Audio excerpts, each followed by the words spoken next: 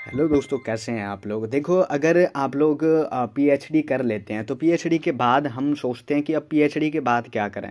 तो देखो, पीएचडी के बाद अगर आप लोग जॉब नहीं देखना चाहते, जॉब नहीं करना चाहते, तो आप लोग पोस्ट डॉक्टरल रिसर्च कर सकते हैं और ये काफ़ी अच्छी होती है। ये अपने विषय में और गहराई, डेप्थ की तरफ ले जाती है, नॉलेज की तरफ ले जाती है।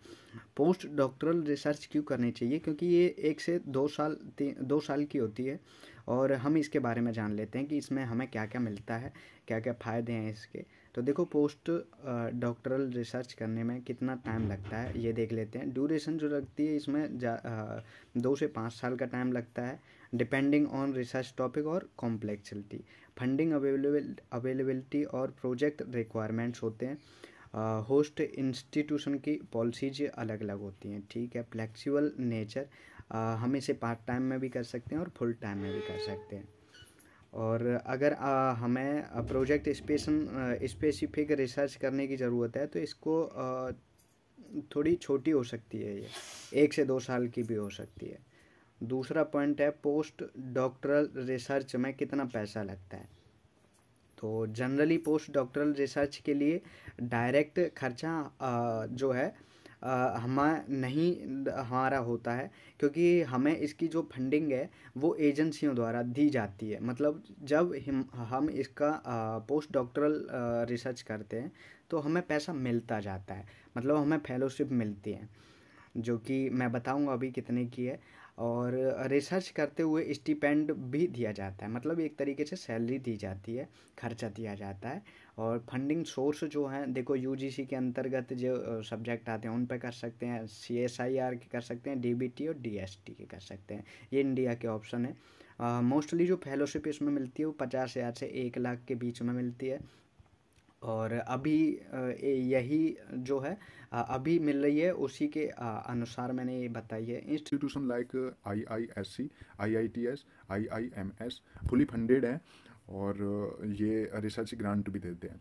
इंटरनेशनल ऑप्शन की बात करें तो मैरी क्यूरी फॉलोशिप है, मैरी क्यूरी वालों की। तो ये यूरोप की है और इसमें 3,000 यूरो से 5,000 यूरो पर मंथ मिलते हैं। फल्व ब्राइट फेलोशिप है USA की, इसमें $3,000 से $5,000 पर मंथ मिलते हैं। और कॉमनवेल्थ फेलोशिप की बात करें, ये यूके की है, फुली फंडेड है और इसमें एडिशनल अलाउंस मिलते हैं। अब एडिशनल कॉस्ट की बात करें, अगर हम खुद ही कर रहे हैं, किसी से रुपए नहीं ले रहे हैं और ना ही कोई फेलोशिप के लिए अप्लाई करना चाहते हैं, तो ऐसा रेयर केस होता है, ठीक है, क्योंकि पैसा हमें मिलता ही मिलता है। और ट्यूशन फीस 1 से 5 लाख के बीच में हो जाती है पर ईयर की, और वो कंट्री के ऊपर डिपेंड करता है। ये इंडिया की है 1 से 5 लाख, ठीक है। लिविंग एक्सपेंसेस जो हमारे रहते हैं वो इंडिया में 10,000 से 20,000 तक जो है खर्चा एक महीने का आता है, और वो फिर रहने और सिटी के ऊपर डिपेंड करता है। और 1 से 2 लाख पर मंथ जो है वो नॉर्मल चीज़ों में ख़त्म हो जाते हैं। और हमें कितना पैसा इसमें मिलता है, तो देखो इसमें देख लेते हैं मंथली स्टिपेंड या सैलरी कितनी मिलती है। तो इंडिया में 50,000 से 1.5 लाख पर मंथ हमें इसके लिए पैसा मिलता है, और बाहर जो है $3,000 से $7,000 के बीच में मिलता है।